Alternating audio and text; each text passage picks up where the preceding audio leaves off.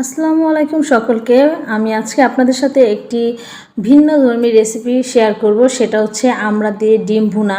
এটা কেউ খেয়েছেন কিনা জানি না, কিন্তু আমাদের 3 ভাই বোনের খুব ফেভারিট ছিল। আমরা যখনই আমড়া সিজন আসতো তখনই আম্মাকে বলতাম এটা রান্না করার জন্য। এখনও আমার বাবার বাড়ি গেলে আবার আমার আম্মা যদি আমাদের বাসায় আসে তখন বলি, আম্মু তুমি এটা তৈরি করো। তো আজকে আমি আমার মায়ের রেসিপিটাই আপনাদের সাথে শেয়ার করলাম।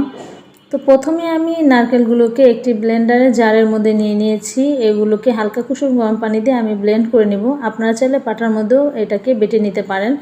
তারপর আমি আলাদা একটি পাতিলের মধ্যে পানি দিয়ে এর মধ্যে একটু ভিনেগার দিয়ে দিব ডিম সিদ্ধ করার জন্য। কারণ একটু ভিনেগার দিয়ে যদি ডিম সিদ্ধ করেন তাহলে কিন্তু ডিমটা সুন্দরভাবে খোসা উঠে যায়। অথবা ভিনেগার যদি হাতের কাছে না থাকে আপনারা সবসময় লবণটাও ব্যবহার করতে পারেন। তো এই যে দেখুন, আমি কিন্তু লবণ দিয়েও দেখিয়ে দিয়েছি। এখন আমার ডিমগুলো সেদ্ধ হয়ে গেছে। সেদ্ধ করার পর ঠান্ডা হলে আমি ডিমগুলোকে ছুলে নিচ্ছি সবগুলো। তারপরে আমি এই যে ডিমের একটি খোসা দিয়ে ডিমগুলোকে কেচে নেব। এখন আমি আমড়াগুলোকে কেচে নেব চতুর্দিক থেকে। আমি দেখুন চাকু দিয়ে কীভাবে কেচে নিচ্ছি। আর এই আমড়াগুলো কিন্তু আমাদের দেশের বাড়ির। তো দেখুন এভাবে কিন্তু আমড়াগুলোকে আপনারা সব কেচে নেবেন যাতে করে ভাজতে সুবিধা হয়। এখন আমি আমড়া এবং ডিমগুলোকে ভেজে নেব। প্রথমেই চুলার মধ্যে একটি ফ্রাই প্যান দিয়ে দিলাম। এর মধ্যে আমি দিয়ে দিব হলুদ এবং লবণ। এটা তেলের মধ্যে দিয়ে দিলে আলাদা মাখানোর প্রয়োজন হয় না। এখন আমি এটাকে একটু তেলের সাথে মিশিয়ে এখন ডিমটাকে আগে ভেজে নেব, তারপরে আমড়াগুলোকে ভেজে নেব।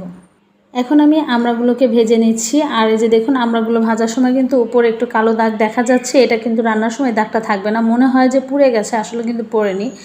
আর তারপরে আমি আরেকটি প্যান বসিয়ে দিয়ে ফ্রাই প্যান বসিয়ে দিয়ে এর মধ্যে আমি 1/3 কাপ সয়াবিন তেল এবং 1 কাপ পেঁয়াজ কুচি দিয়ে দিয়েছি।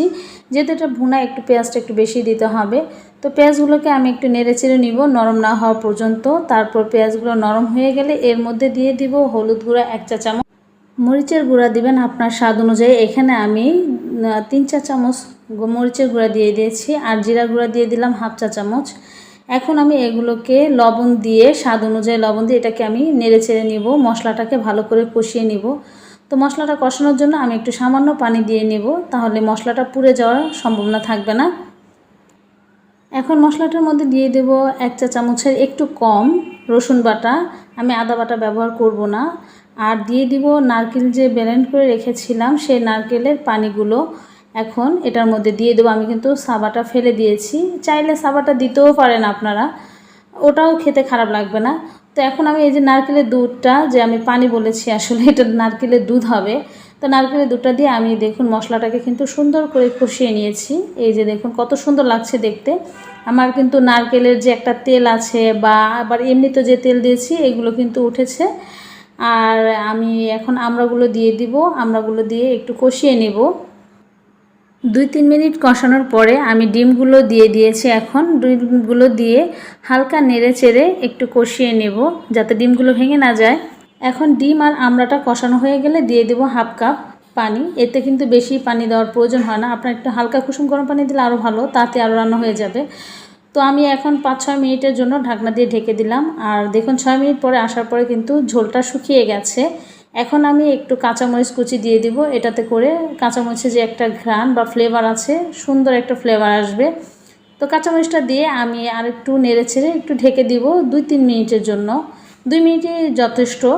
এই যে দেখুন আমি কিন্তু এখন 2 মিনিট পরে ঢাকনাটা উঠিয়ে নেব।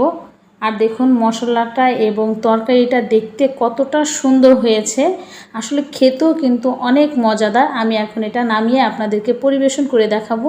আপনারা চাইলে একটু ধনিয়া পাতাও দিতে পারেন। আমার কাছে এই মুহূর্তে ধনিয়া পাতা ছিল না, যার কারণে আমি দিতে পারিনি। আপনারা দিবেন, খেতে ভালো লাগবে। তো আমি এটা এখন পরিবেশন করে দেখাচ্ছি।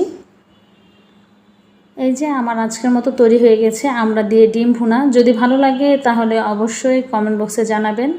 আশা করি সকলের ভালো লাগবে। আসসালামু আলাইকুম সকলকে।